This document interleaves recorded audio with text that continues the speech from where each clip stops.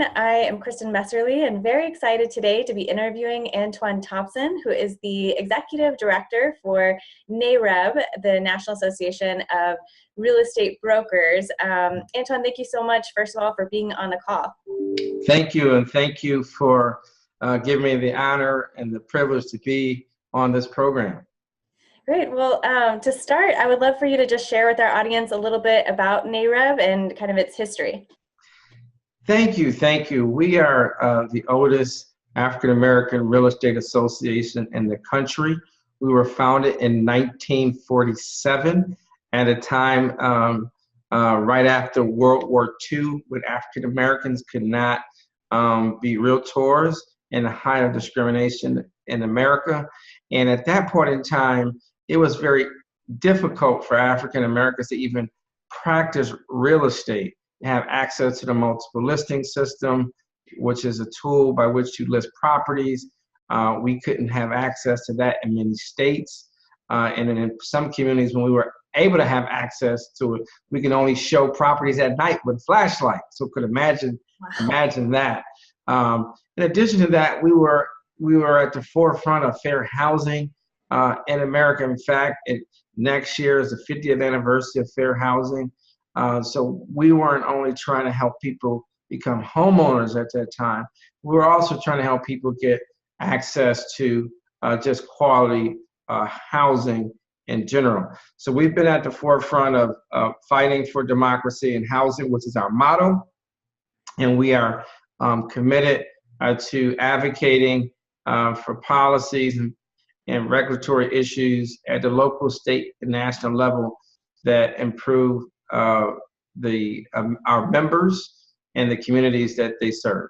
Could you share a little bit on that note on you guys release the Sheba report every year, which yes, talks about the state of housing in Black America. So could you share a little bit of an overview of that and some insights that you've gained from this year's report? So some of the challenges with increasing home ownership in America for African Americans, one is access to credit. The credit box is starting to loosen up, but there's still more work to be done. That's why we're concerned about the loan level price adjustments, because they're putting these overlays on loans to African Americans. We're also concerned that too many African Americans are pushed to FHA. We love FHA. We love Freddie Mac and Fannie Mae, but Freddie Mac and Fannie Mae must do a better job of reaching out to financial institutions so that they can offer products that can help with them purchasing loans, because their loans are cheaper than FHA, because they don't require as much of a down payment as Freddie Mac and Fannie Mae does. The other thing that's really important as well is we believe that we've got to change the narrative about the importance of home ownership. We've got to tell that story a lot bigger. Next year is the 50th anniversary of fair housing. And so there's still barriers. You know, racism is still what it is in America.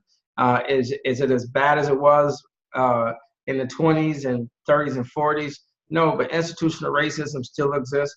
There's still a problem with African Americans having access, the lack of diversity in the financial industry, from the loan underwriters and originators to the marketing staff and the management in these mortgage and other financial institutions. So we got to deal with those issues. Plus, you still have agents that continue to get in trouble for not showing, steering Black people only to Black neighborhoods. Those are those barriers. The other issue, as well as you indicated, is access to inventory. We need more acquisition rehab money so that African Americans can acquire properties, fix them up, become homeowners. And then we also need more new housing built in many cities across the country, because it's hard to buy a house that doesn't exist because there's not enough inventory. So we need our mayors, our council people, our state and federal lawmakers to push initiatives to create more housing, new housing, quality new housing too, in many of our communities across America. Those are just some of the snapshots. But there are a number of other things that we have been pushing that can help with access to credit, access to inventory.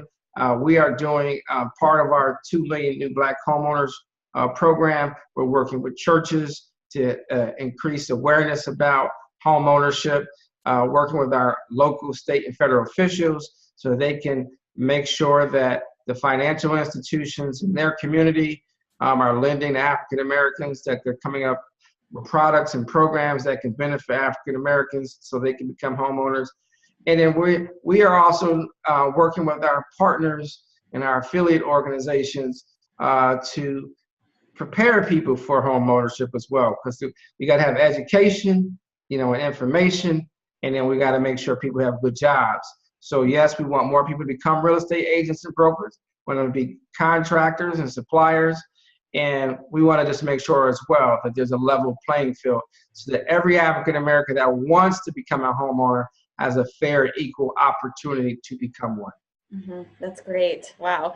Well, I am so excited to share this information with our audience. You are incredibly insightful and doing really amazing things. So I really appreciate all that you do and for taking this time to share with our audience. Well, thank you. And people can go to NAREB.com and read about our report, get involved. It's going to take every community to help us turn this around. If people want to know how they can get involved with this, they can look me up on our website or give us a phone call as well. We want as many people helping us because this is the American dream, and African Americans want to achieve that American dream as well.